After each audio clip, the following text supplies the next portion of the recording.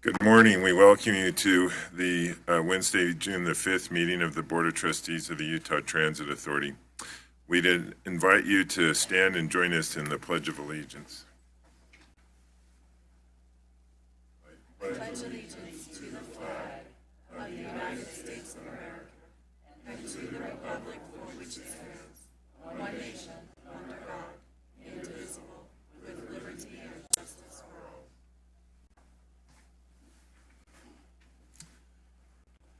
Good morning. We'll begin first with our Safety First Minute and Sheldon Shaw. Good morning, Chair, Trustees. Appreciate the opportunity, as always, to start with the Safety First Minute. It's great for our safety culture. The safety message that went out came out from Darren Frankham for this week, which was to make sure that if you're helping someone move, if you're taking things to the dump, you need to make sure that load is secured. And if you take a look at a 4-year period, which he alluded to here, over a 4-year period across the United States, there were 440 deaths, 10,000 injuries, and 51,000 incidents attributed to unsecured loads. I can remember in the news a few years back, it was in 2012, a motorcyclist was hit and killed by a mattress that fell off a truck as he was driving down the freeway. And so the message that Darren sent out kind of concluded with this sentence right here, which says, secure your load as if everyone you love is driving in the car behind you. And I think that's a pretty good message to have out there. So appreciate the opportunity. Thank you. Thanks for that message. Well, next, look to public comment. Bob, welcome. We have no public comment today. Okay, great. Thank you. And then that takes us to item 5, approval of our minutes from the May 20. Oh, excuse me. Was there somebody else in the audience that we missed on public comment? Yes. Sure. If you want to stand forward to the microphone, and we'd be have about 2 minutes. Sorry, I don't mean to intrude. 2 My minutes. name is Suzanne Stensis. You'll use the microphone. I'm a resident. Is it on now? Yep. I'm a resident of Salt Lake City. I coming as an individual citizen. I also serve on the Salt Lake City Transportation Advisory Board, and I've been a past member of the Salt Lake City Bicycle Advisory Board. And I'm coming to you with 2 issues, or 2 pleas, not a complaint, but 2 suggestions.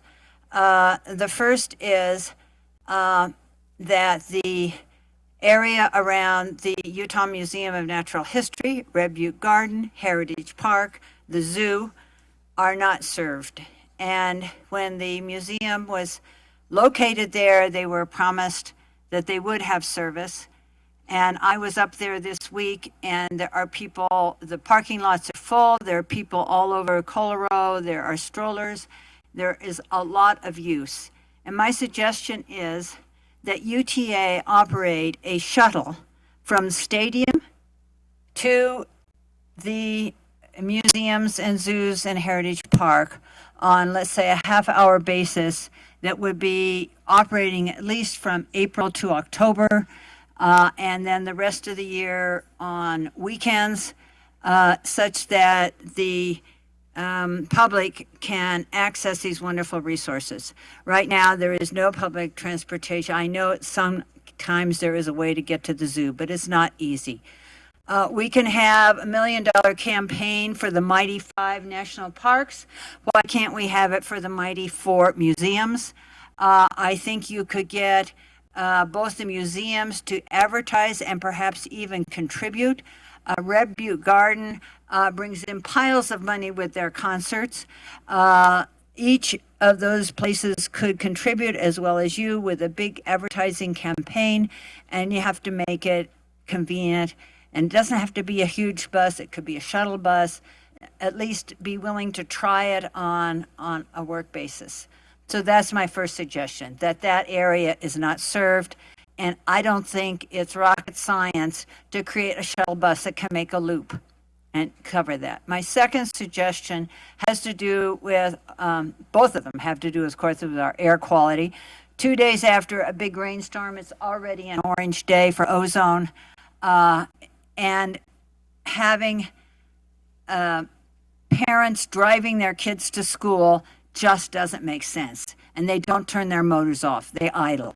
They pick them up. They don't want to get out of their air conditioning or their heated car. Time, if you have one last thing. Okay, the comment is we should have free riders for the school days, Monday through Friday, let's say from 7 to 9 and from 3 to 6 p.m. Kids going to school could ride any form of UTA transportation for free. If the child's too young, the parents should be able to accompany them. This goes on all over Europe. Thank you. Thank you. Were there any others that have come for public comment? Okay. Thank you.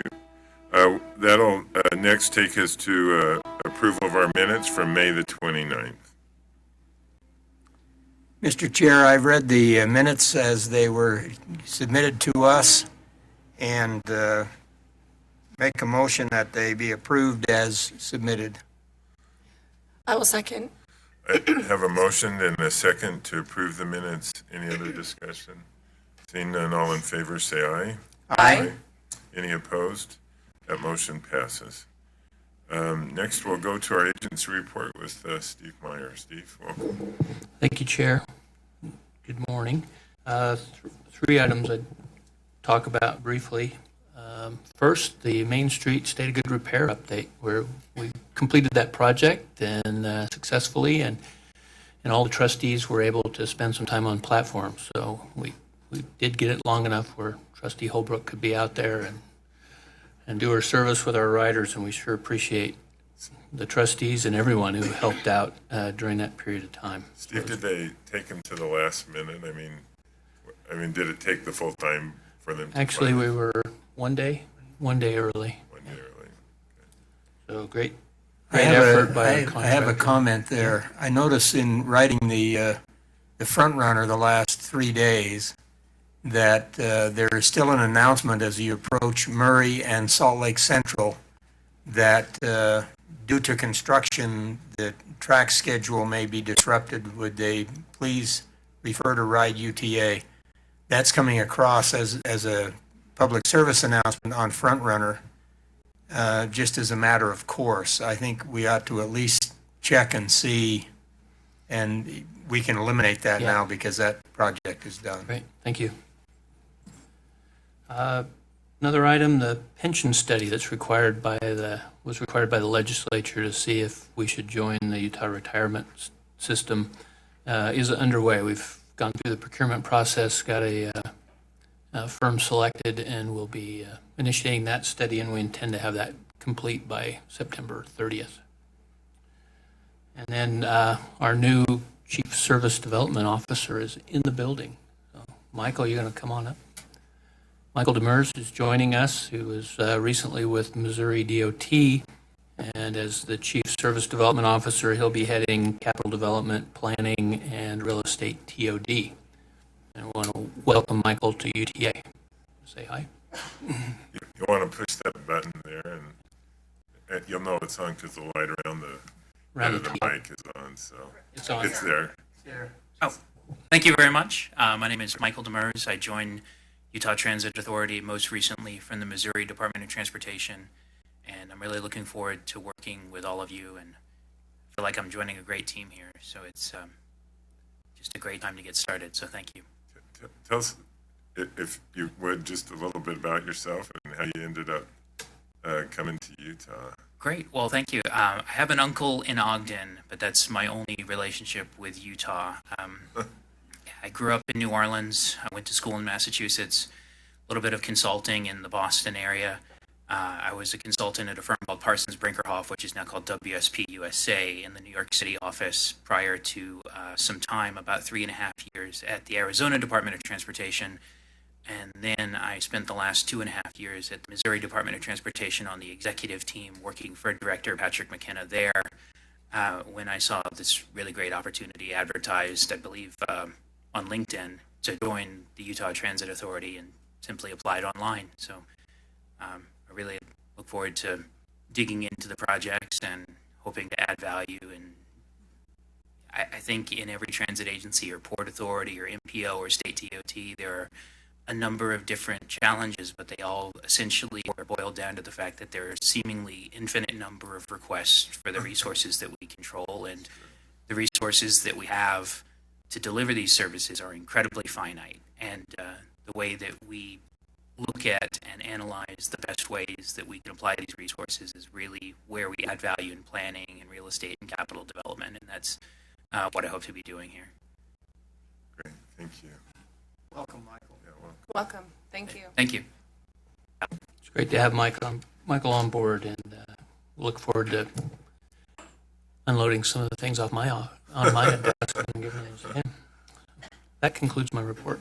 Steve, have the internal sort of repositioning of those business units that now fall under service development, has that taken place? Yeah, we're going to complete that here in the next week or two. Okay, great, thank you. Our next up is our financial report. Bob?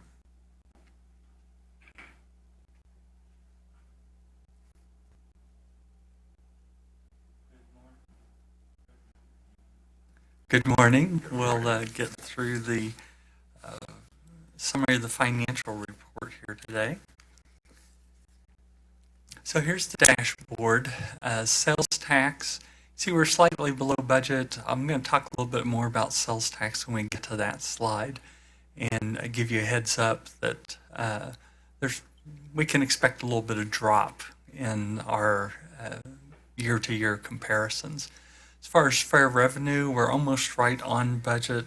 We're still about 2.2% over what we collected same time last year for fair revenue. As far as the operating expense year to date, we're $4.2 million under budget, which is a good thing. About $1.6 million of that's related to fuel. And that's reflected in the diesel price, where you can see our year to date average is $2. We budgeted $2.50. Remember that about a dime for a year difference there is worth about $650,000 to us. So that's one of the key budget assumptions when we work on that. Ridership, we're positive just a little bit for the year. Again, a lot of that's because of the UVX system and the changes we've seen down in Utah County. Questions on the dashboard before we go talk about sales tax just a little bit? Bob, on the revenue, on the fair revenue, is there a sector of that fair revenue that is, doing better than last year? I mean, are you finding it more in the sort of corporate pass area, or is it at the fare box, or is it across the board? Yeah, I typically don't see it that way, but let me look at it, and next month we can give you a report on that. Okay, that'd be great. Excuse me. Bob, I just had a question. I know we talk about diesel, which is obviously our primary source of fuel. But can you kind of so right now we're just monitoring CNG. Is that a pretty stable amount in terms of the cost structures, as you have noticed over time? So I'm not sure I quite understand the question. So as far as the percentages between the actual costs versus what we budget for Do you see much volatility in the in the price of market? CNG? Oh, we've seen a lot of volatility. Just remember, and you weren't here to know, but a few years ago we budgeted $3.30 a gallon.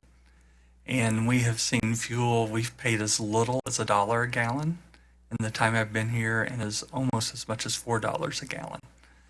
So what we do when we do our projections, there's the EIA, they do forecasting about 18 months in advance. And so we get that information, look at it from the Rocky Mountain region, because the pricing is different in Rocky Mountain region than in other regions of the country. And then do our projections based upon those experts who are projecting out on fuel prices. So they do that for regular diesel fuel. Do they do that for CNG as well? They do it for gasoline. I don't know if we've done it for CNG. I'm seeing a nod behind you. They Okay, so we must do that. Brad must do that. Yes, I'm seeing nods as well, which is why I asked. I know, I've done the gas and I've done the diesel, so Brad does the CNG. I would. No, go ahead. No, I I'm think you really know where you're intrigued. going. I'm intrigued by that. I'm just wondering what kind of volatility you see in CNG pricing, and maybe next time when you give a. Yeah, we can talk about that next time. That would be good. I think with air quality issues, I think it's always good to kind of have that that background as well. So thank you. Yeah, and then just thinking off the top of my head, there's been variability there too, Sure. where it's gone lower and we get a lot of discussion about shouldn't we do more CNG? Well, then it's gone up. I know there's been times where the prices have been the same. There's been times when CNG's been would be advantageous to be in CNG, and there were actually times where diesel was lower than CNG. And so as we think about our fleet and how we want to do that mixture and protect ourselves and not be too reliant on one particular type of fuel.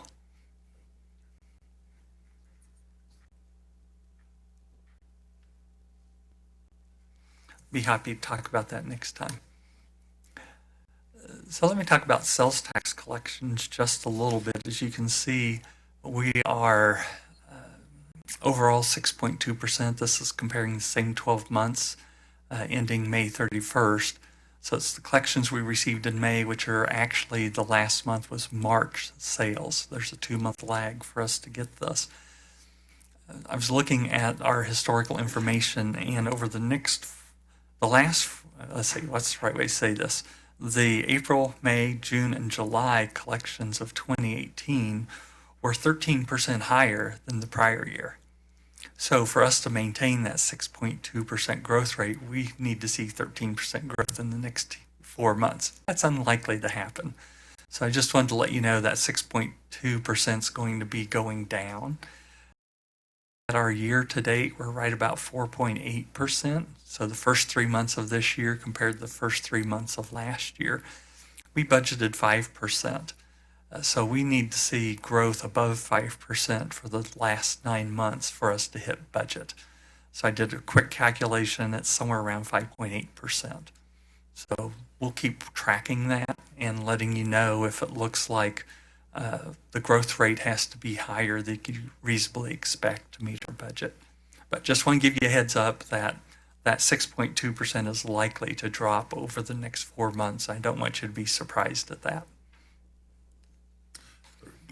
Do we need to make any adjustments at this point, or because of lower fuel costs, we've sort of covered that gap? Right. So when I think of the budget, there's all the revenues, there's all the expenses, and as those net out, we're okay. And so as long as the expenses and the revenues balance out, we'll be fine. So looking at the expense by mode, again, this is through April 30th. Administration is the big one with IT having about $1 million. That's a mismatch again with how we budget it and how it gets spent. So it's another discussion we'll have to have internally on how we budget expense versus how it actually happens. And so we're also doing that on the transfer of the capital. You look down at the light rail, you see that negative amount. After we talked with the board last month, we went back and took a look. We have a mismatch there too, that we spread it out somewhat evenly, but that isn't how it happens actually. And so by the next month, we hope to have those budget calculations, the allocations redone, so it's going to more closely match how it'll be spent and how it'll be transferred. Look at the commuter rail, most of that's diesel savings, is about $400,000, and then on the bus, about $900,000 of that is diesel and fuel savings. Then also in the administration, a couple other things. Legal's about $300,000 under budget, as is the executive director's office.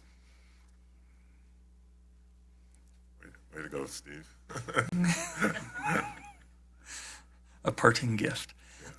Then you can see here, looking at by line item fuel, $1.6 million. The services, that includes the IT, $1 million.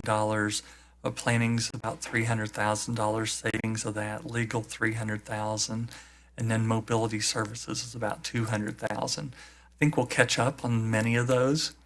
So we'll just see how this goes as the year goes along. Then on wages and benefits, just to break that out a little bit more, wages is about $300,000 of that savings, and benefits about $600,000. And that's the financial report. Any questions from members of the board? Thank Thank you, Bob. Next item up is on item 8, contracts, disbursements, and grants. And first is well, the first two, although they're going to be separate items, are change orders in regards to our health plan. And the first one is our PHP with, and Kim Ulibarri's here with us today. Thank you. So we're here just with our 1-year renewal. It's a change order to our contract with PEHP, one of our 2 providers for our health insurance, our medical insurance. And we're currently have the original contract value is not 4.9 million. We did it blended. We actually have 2 contracts with PEHP, one for our bargaining unit and one for our admin. So the total on those, the total change order is 10 million. Total contract, that takes the total contract to 28,938,000 and some. And this is a 3rd year of a 5-year contract that doesn't have any option years after that. And really most of the projected increase includes our renewal costs. There was some slight renewal costs. This is, we're early in with PEHP. We moved over to them a couple of years ago. And so we did see a renewal cost on both the admin and bargaining contracts. And then we have also seen a trend of people moving from Select Health over to PEHP at a higher rate than in the past. So we applied a growth trend there. And we've also seen we have accounted for some growth in staff due to increased service this year. Kim, do you ever have a sense of, and I'm assuming a lot of it is just doctor network, but why people shift from one plan to the other? And I think it's great that they have options. Yeah. I think with PEHP, I mean, for a while, we've been with Select Health for quite a while. We changed providers from Altius, and then they were bought out by someone, which I can't remember off the top of my head. So we saw some, and they had differences in their plan that were a little bit more called out. And so I think, yeah, with PEHP, people are seeing that benefit is very similar to Select Health and are changing for providers network. Yeah. Any questions on this first item? Which of the 2 plans is most beneficial cost-wise? Or is there not really that much difference? Cost-wise, the employees pay the same amount. Okay. So What's the difference in what UTA pays? I can tell you that right now. Sorry, I don't have that on the top of my head. I've got to look at. We pay a little bit more for Select Health. And just to give you an example, for family, for Select Health, we're at $1,854.53. And for family, we're at $1,930.50 on PEHP. And that would be the full cost, and then it's split, between the employee and us. Okay. Any other questions on this change order? If not, I'll entertain a motion. I move that we approve the change order for the PEHP health insurance. I'll second. A motion and a second. Any other discussion? Ask for a roll call. Trustee Millington? Aye. Trustee Holbrook? Aye. Chair Christensen? Aye. It's unanimous. Thank you. Thanks. Then Select Health. Select Health. I would like to point out that we do have a higher enrollment on Select Health than PEHP. We do have a really great story to tell on our admin side of the house. This year we saw a 4% reduction in the renewal cost as a whole for the premium. We saw a slight, about 2% increase for our bargaining unit. The total change order that I'm presenting here is 21.8 million, and the total contract is at 63,632 and some million. And again, this is the 3rd year of a 5-year contract with no option years. And we did trend some growth in addition to the small renewal rates for the bargaining unit. We did trend in here some employee growth due to added service again. One question I have, Kim, and this is just sort of more overall, and maybe I'll learn more about it as we go through. In prior responsibilities, the bargaining units just basically had the same health insurance plan as all the employees. There weren't like two contracts, and the wage thing was a negotiated thing, but the sort of the benefit package is just universal. But is there something that requires us to have two contracts, or? Yes, as a matter of fact, and it does have something to do with what we've negotiated in the collective bargaining agreement and how we use our joint insurance trust to fund the bargaining unit plan. Benefits. And so they are two separate plans. There are some nuances. They have a little bit, some different features, although they're very similar, but they are two separate plans. Oh, okay, all right. Any other questions on this change order? I'll entertain a motion. Mr. Chair, I make a motion that we approve the employer health insurance for Select Health as presented. I will second. A motion and a second. I'll ask for a roll call. Trustee Millington, Aye. Trustee Holbrook, Aye. Chair Christensen. Aye. It's unanimous. Thank you. Thank you. Thanks, Kim. Next up is a change order on Tiger Phase 2, Amendment A, for the Midvale Crosswalk improvements and granite construction. Eddie, and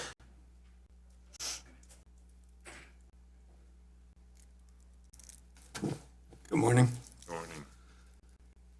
This is a Phase 2 contract, is the 8th Amendment for Granite's CMGC contract for the Tiger projects in the amount of $411,380. This change order brings the total amount of the contract to $7,504,111. This amendment covers the construction cost of the new signalized crosswalk across Center Street, just west of UTA Tracks Blue Line and adjacent to the Midvale track station. Due to the proximity of the signalized crosswalk to the tracks, modification to the UTA track signal system are also required and a part of this scope. Design and pre-construction activities have already been completed for this project, and the project budget is comprised of funds from Tiger Grant, Midvale City, and Salt Lake County. Any questions? No, actually, had an opportunity to go out and look at that the other day, just a totally different reason, but went out there and I was, it's amazing the amount of growth out there. And so Absolutely. this seems like it is well needed in that part of the Midvale. So thank you. Thank you. Now, that total contract covers all 94 of those projects? The $7.5 million, is that for all of these? So we're at Amendment 8, and that covers 75 of the total 161 projects for Tiger. Okay, So halfway there. so halfway there, so it's about 75 projects totaling the The 7.5 million. Yeah. Thank you. And that's just the construction and pre-construction Right. portion of the budget for those projects. All right, thank you. Any other questions? No. Entertain a motion. Mr. Chair, I'd like to make a motion that we approve the Tiger change order Phase 2 Amendment 8, the Midvale Crosswalk improvement as presented. Second? A motion and a second. Ask any other discussion? If none, I'll ask for a roll call. Trustee Holbrook, Aye. Trustee Millington, Aye. Chair Christensen. Aye. It's unanimous. Thank you. And then, Thank you. thanks. And it looks like we need to pay a bill here, Bob. For some reason, Siemens bills are a little higher than normal. Not normal, but they're a little higher than. Well, Than the usual. Yeah. Yes, it always depends upon what inventory items are being ordered and how they fall in the check disbursement cycle. As you recall, the policy says we can't do anything to artificially get under 200,000, so these show up when they show up. As you can see, the list of items, the largest are 2 bridge plates for $116,000, and that helped drive this particular check over 200,000. Remember, the process is the board's given staff approval to disperse certain checks, things like insurance, like electricity, benefits for employees, things of that nature. They're fairly standard. Anything outside of that, and contracts, if you've approved a contract, we can go ahead and disperse those as long as it's within the total amount of the contract. Occasionally, there are items that are over $200,000 that you've not given us pre-approval for, and this is one of them. And so we're seeking approval to disperse this check to Siemens for the light rail parts. One question I have, and this is more sort of the purpose to it, like I'm not opposed to this, but it almost seems like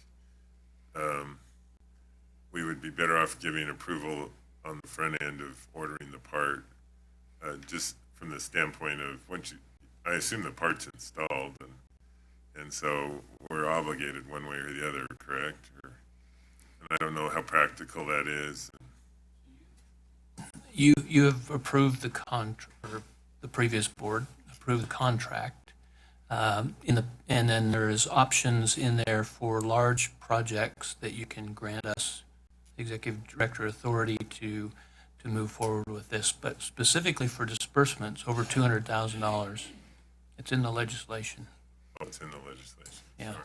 Correct. And so that's the issue and why we're here. Okay. I had a more general question, and I don't know if this is for Bob, but what is a bridge plate exactly? I do not know Sounds the like answer to that. I'm thinking it's the whole bridge, but Yeah. maybe clarify. Well, I'm just curious. yeah, we do have expensive parts for the light rail system and the commuter rail system. Right. And, maybe Eddie or someone knows what that is. We're going but to I bring certainly the don't. light rail. Yeah, that's a little higher than the bridge work that the dentist goes after, $100,000. Hi, good morning. I'm Jeff Lamore, the Light Rail General Manager. Bridge plate is the ADA ramp that comes out or extends out from our cars. That goes out this way or that folds out? Correct, yes. Okay. So it's when they press the button and and it comes out On our low floor on cars. the low floor. Okay, Yeah. thank you. Operator deploys it on the blue line cars. Right. Okay. That's helpful. Thank you so much, Jeff. Thanks, Jeff. All right, any other discussion on this? If not, I'll entertain a motion for the disbursement. I make a motion that we approve this disbursement for their light rail inventory. I'll second. Motion and a second, I'll ask for a roll call. Trustee Millington, Aye. Trustee Holbrook, Aye. Chair Christensen. Aye. It's unanimous. Thank you. And then, looks like we just have one pre-procurement item, Steve. Yes, Chair.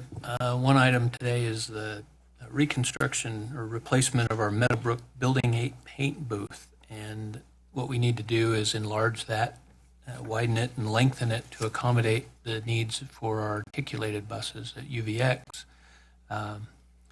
and with the anticipation of, larger vehicles like that in the future as well. So this is estimated to be at $385,491, which includes $220,000 for the paint booth supplier, which is the subject of this RFP and contract. There'll be $130,000 for building modifications by a general contractor and $35,491 for UTA administration, permitting, inspection, and contingency costs.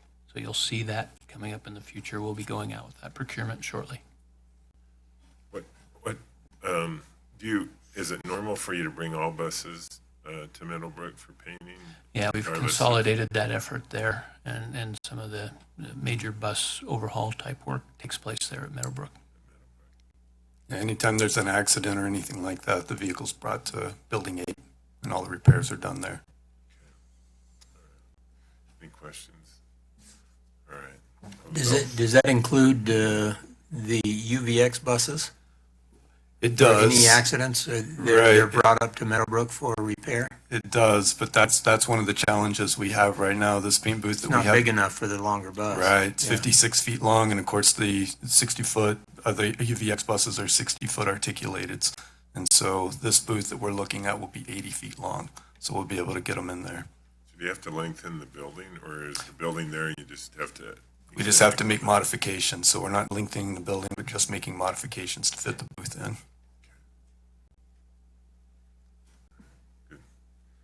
Thank you, Eddie. Okay. Next item up is item 9, discussion items, and the Salt Lake County fourth quarter discussion.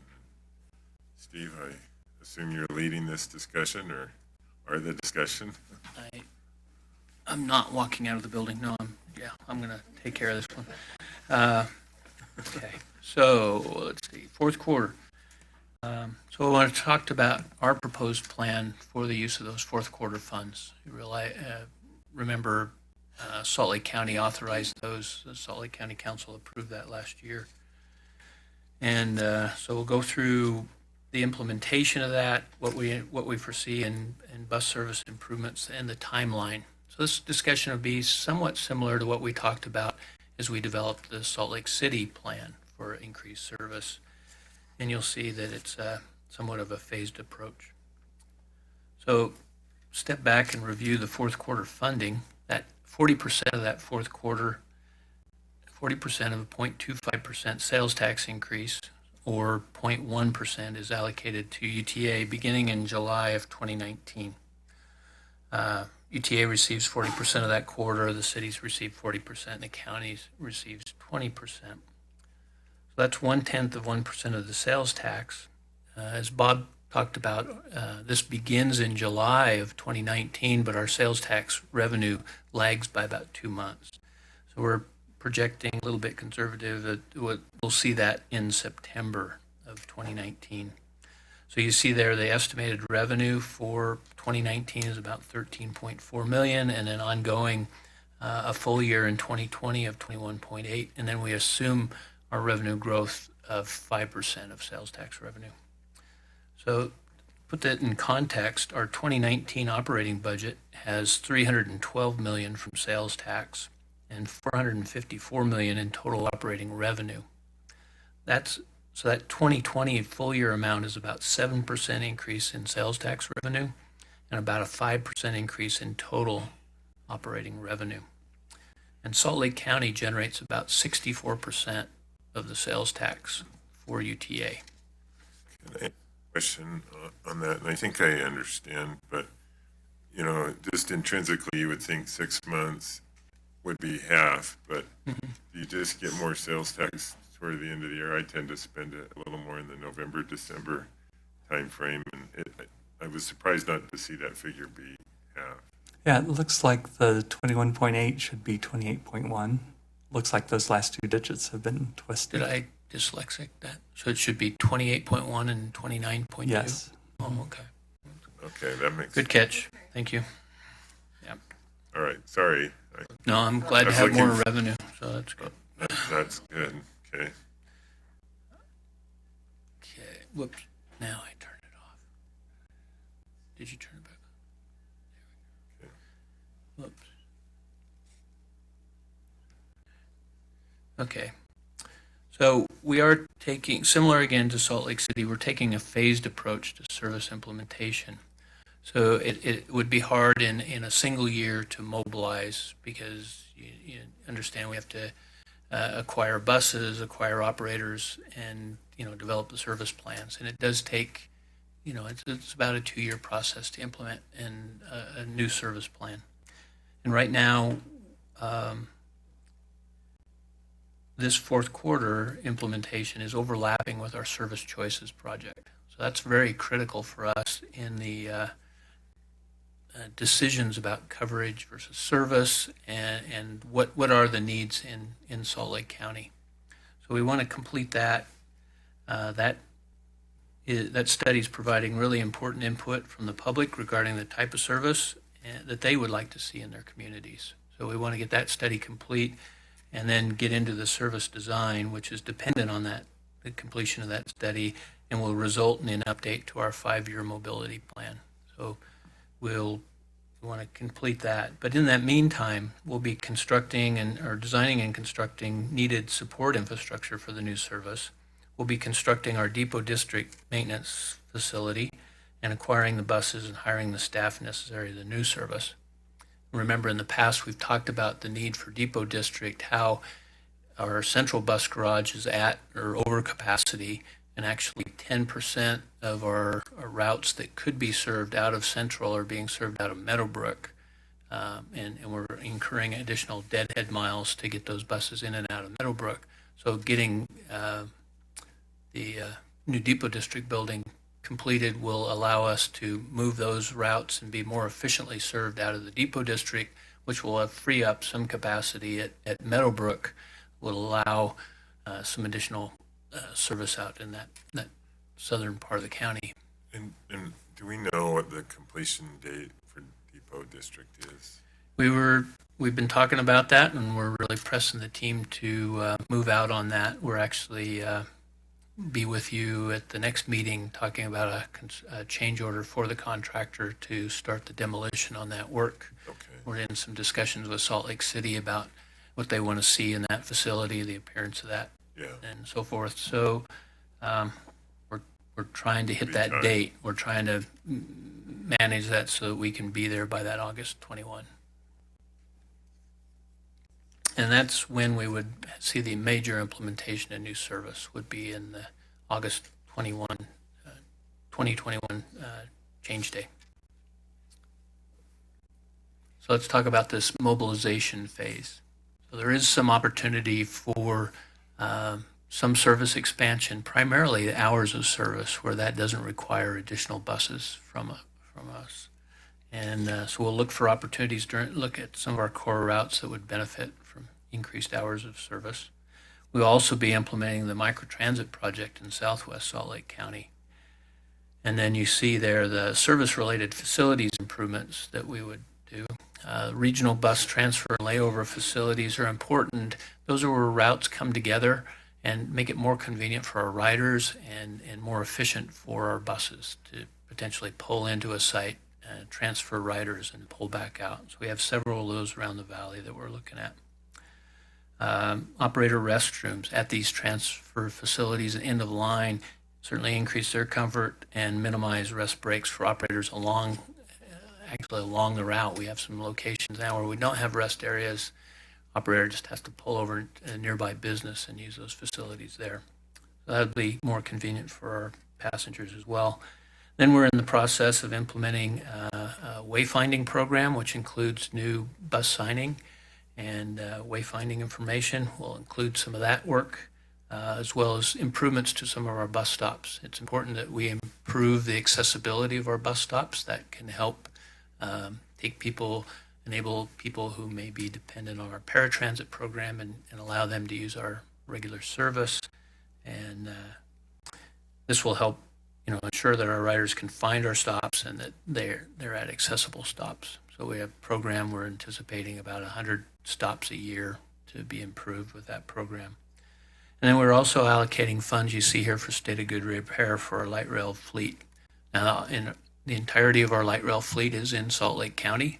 And as you saw from the purchase from Siemens Equipment, we're in the process of the overhauls, midlife of our oldest vehicles, SD100s and 160s, and a quarter life for our S70s. And that's taking significant resources to keep that going, and allocating some of these funds towards that keeps it on a good pace. And as we talked about at the last meeting, consolidating some of those procurements and keeping the contracting going, we're getting better value if we can keep a regular stream of these improvements going on a good pace. And hopefully we can continue to maintain the reliability of those vehicles and reduce delays and impacts to our riders there as well. Steve, can I ask two questions on this slide? One is the sort of after hours or later hours service, and on sort of high density, high frequency routes, I could see where it might make sense to run a bus. Like if you were maybe more, I remember taking a late bus riding around through an Ogden industrial area and thinking not many people are going to get on here, but it's clearly still in the route. And there's still a need sometimes, with a late shift or something like that. And it dawned on me a little bit as we have had discussions with local officials about the microtransit. If in those later hours, if you could transition to something like that, somebody still needs to be picked up and maybe connected into our rail service or to a transfer point, but sometimes in some of those other remote, would we better serve them through a microtransit solution as opposed to running a bus, that stays pretty empty late in the evening? I think you're dead on. The point there is that we really do want to look at this on a very specific basis. What routes would really benefit by the increased hours of service, and what other solutions can we find? The microtransit pilot is really going to inform us a lot to what the possibilities are there. And I think that could be a very much more cost-effective solution to those types of problems. Then the second question, and some is, so what if you didn't have this money to fix the light rail vehicles? Sure.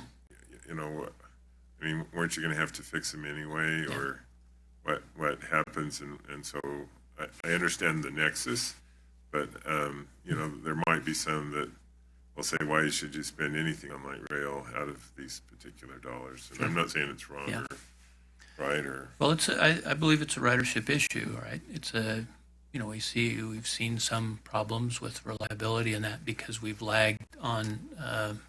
We haven't been able to move as quickly as we wanted to on the overhaul. We are still, out of the non-fourth quarter funds, we're putting significant resources towards that overhaul project. This will allow us to accelerate a bit, and we think that's to the benefit, particularly, it is very focused on Salt Lake County, so those riders benefit from that.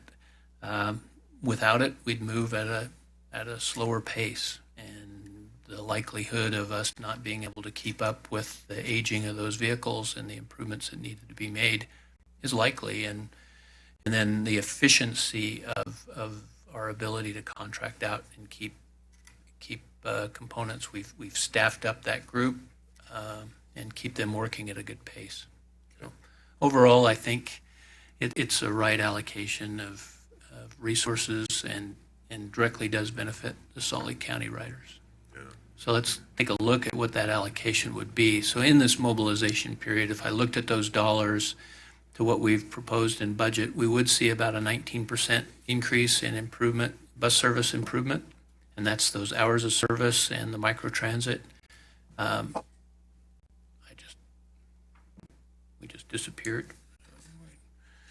But we have about 47% of the funds allocated to service-related facility improvements. So those bus stops, the signing, the end of line, the transfer stations. See about 47% of those dollars in this mobilization period. The state of good repair for that light rail is about 28%, and then there's administrative service support of about 6% during that period. So, and again, that is without the major service improvements. So as we look forward, starting in August of 2021, we would see some regional bus frequency based on the outcomes of the service choices. We come up with a plan that really meets the needs of these additional areas. So in regional bus frequency, that would be span hours of service as well as coverage. And that includes, those costs would include the vehicle leasing and fuel for additional buses. And then you'd have corresponding paratransit service span increases as well. Service-related facility improvements would include the operation and maintenance of the new buses. Bus stop improvements continue on at a pace of about 100 per year. And the improvements to the bus signing and other wayfinding improvements, and as well as the state of good repair would continue as well. Now we know there's needs for larger, new and expanded service, major capital increases, and we've talked about that. The operation and maintenance of the Mid-Valley Connector BRT, Wasatch Canyon service, 5600 West Express bus service. Those are all areas that we would continue to look at. Some of those have much larger capital improvements or capital costs than what would be generated by this. So we'll continue to work with our partners. Salt Lake City or Salt Lake County is making some of their fourth quarter funds available on a type of grant type basis. And we look at federal opportunities for federal funds and that to to get these capital projects moving forward. Steve, I had a question. Yeah. Can you explain about the signage? What is it that you that is really going to be expanded in terms of what you're going to put out there for residents or riders? So there's signing to and from the tracks and front runner stations. So better information about the bus access, where you are when you are at that station, what's available around you within walking distance, things like that. So mapping and signage there at the stations, and then at the bus stops, and improved signing there with the connecting routes, some indication of what the frequency of those routes are, color-coded to show you what the frequency is. And a neat feature there is it's a hexagonal pole. So it tactily, for those that are visually impaired, they could be there and they can actually determine I am at a bus stop rather than I'm just not at some other street sign. Because of the shape of that pole, they can feel that and know that they're at a bus stop. And then as well as the amenities as well. For those routes that qualify by ridership and meet our criteria, everybody would get an accessible pad there to make it accessible, but benches, garbage cans, shelters, depending on what the ridership is. So as you look starting in August 2021, what the budget looks like and what the allocations are, we'll get to that slide. Yeah, so about 71% of that funding, annual funding, would go towards bus service improvements and expansion. That would include the lease and the operating and maintenance and the actual service itself. The service-related facility improvements, the bus stops, and that would continue at about 5% of the budget, and the state of good repair then drops down to around 24%. And similar to what we saw in how the package was put together, the cost estimating, the administrative service support is rolled up into those other costs there. So you see we do put a very strong emphasis on service with the fourth quarter. That's what we promised the communities that we would do. So our next steps in this process would be a budget amendment for the specific allocation of these budgets in 2019 to get moving on with some of those capital improvements, completing the service choices process, and then using those outcomes to update and finalize the 5-year mobility plan and the capital plans. The microtransit RFP is underway, and we've got really great response. I think we had 8 respondents to that RFP. Really excited about that, and that could kick off in the fall, late 2019, and then finalizing these service plans for 2020 through 23. So working out with the communities, continuing on the effort with the communities we've had with the service choices to inform and get their input about what our service plans are there for Salt Lake County. So we're very excited about this opportunity to have those funds available and welcome any feedback you have on that. What happens, I know that the facility availability, and we've talked about the depot district. What would, and I guess maybe when we talk about the thing next meeting, but what happens sort of if you don't have the place ready and you're ready to start service in August? And yeah, you get parked in my backyard? Thank you for that offer. I think that was a volunteering offer. I'll just let my wife know early. And yeah, with the power system you have there for your Christmas lights, I think it'll adequately. We could put our electric buses there. But we'll work hard on that. We could, we'll potentially lay over some buses, park them here, and have to move them back and forth to the maintenance facility. But we're going to work on a path to get some of that facility open and be able to handle it. Think again about what the depot district offers us. It offers us to the expansion of these other fueling systems as well. CNG, we're limited because we're shuttling buses back and forth from the fueling facility behind us to Central Bus Garage. We'll have this new facility wired up for electric buses for charging at night. We've got the capacity with the natural gas capacity there, perhaps for even some electrical generation capacity to allow us to avoid some of the peak load charges on the electric grid, create a microgrid in this area to help with electric buses. So there's some really neat opportunities for expansion from a clean air standpoint of our fleet as well there with Depot District. You continue on if we're going to free up 10% of the capacity at Meadowbrook, but we'll eat that up pretty soon. So in our longer range plans, we're continuing to look at maybe an additional bus maintenance facility towards the southwest part of the county to accommodate even, future increases in bus service. Any questions from board members? I just had a quick question. I know that we're still wrapping up some of the details of the service choices, public input portion of that. And then structurally, when do you anticipate that would be, that we would see some type of an analysis as a result of that? Do you have any idea when that would be coming? Yeah, I think we'll see that in the fall, late summer and the fall. And then that we'll start seeing the results of the public input and then the analysis of based on that input, what would service expansion look like? What kind of routes? Is it service? Is it coverage? What combination of that? And then some route plans. And then as you get into 2020, you would amend the 5-year mobility plan and really get into that implementation on that 2021 plan. So you've got to be ready in 2020 so that you can order the buses and start the hiring. So you would, additional drivers and potentially you need some additional maintenance staff as well for that. Any questions? Ken, you're good.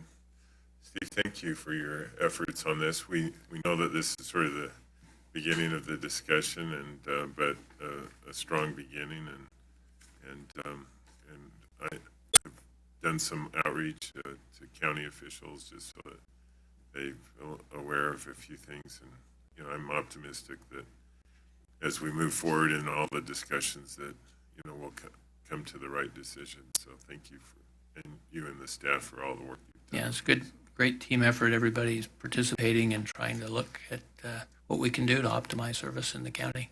Yeah, perfect. Thank you.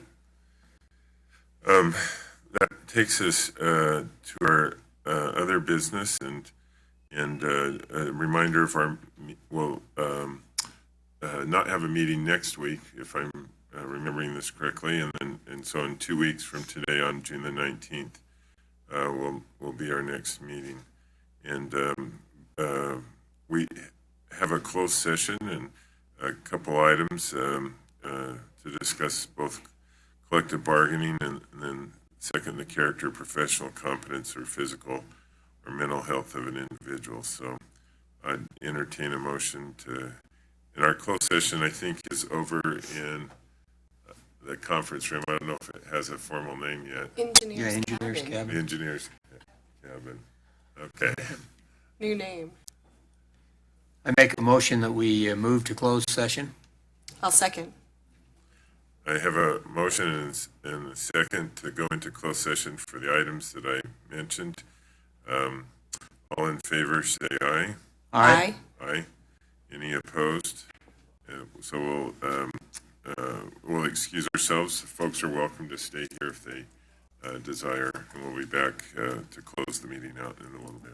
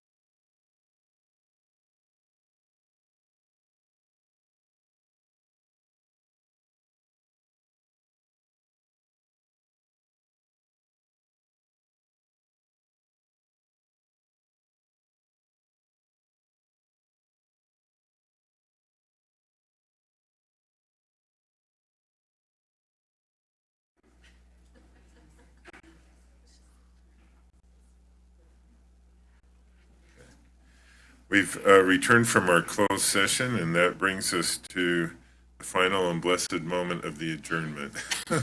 I move that we adjourn. I second. Okay, all in favor say aye. Aye. Aye, and we stand adjourned. Thanks.